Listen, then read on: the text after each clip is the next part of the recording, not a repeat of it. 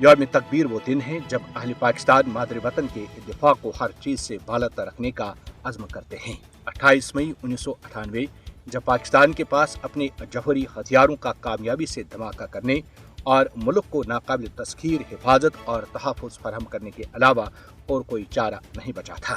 28 مئی 1998 جب پاکستان اسلامی ممالک کا پہلا اور دنیا کا 7واں ایٹمی ہتھیار رکھنے والا ملک بن گیا۔ 28 مئی 1998 جب پاکستان نہ صرف اپنے لیے بلکہ پوری مسلم دنیا کے لیے باعث افتخار بن گیا۔ بھارت کی جانب سے اپنے مضموم عزائم کے تحت ایٹمی دھماکے کرنے کے صرف 2 ہفتے بعد ہی پاکستان نے اپنے 6 ایٹمی تجربات کیے تھے۔ ہر سال 28 مئی کو پاکستانی قوم اپنی علاقائی سالمیت، خود مختاری اور آزادی کے دفاع کے لیے اپنے غیر متزلزل عزم کا اعادہ کرتی ہے۔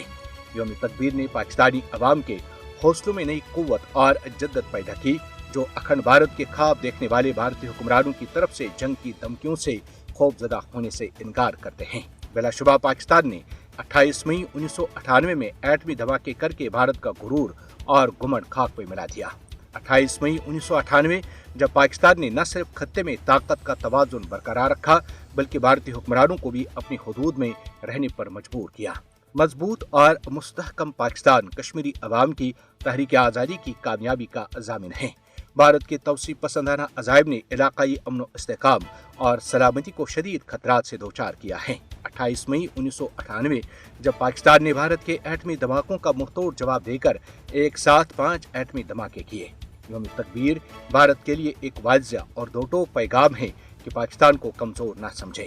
28 مئی 1998 جب پاکستان نے خطے میں خود کو ایک جوہری طاقت کے طور پر قائم کرنے کے بھارتی منصوبوں کو خاک میں ملا دیا۔ مملکت خداداد کے ایٹمی دھماکوں نے اکھنڈ بھارت کے خواب چکنا چور کر دیے۔ ایٹمی دھماکوں کے بعد ناعاقبت اندیش بھارتی حکمرانوں نے دمکی آمیز لہجہ اختیار کیا تھا۔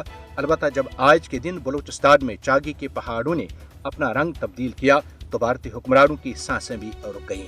پاکستانی ایٹمی پروگرام کے خالق اور دنیا کے نامور سائنسدان مرحوم ڈاکٹر عبدالقدیر خان نے بھارتی حکمرانوں کی جانب سے پاکستانی ایٹمی ہتھیاروں کو ٹینس بالیں قرار دینے کے جواب میں صرف ایک ہی جملہ کہا تھا کہ اس طرح کی باتیں بیوقوف ہی کر سکتے ہیں، جس کے بعد بھارتی حکمران منہ چھپاتے پھر رہے تھے۔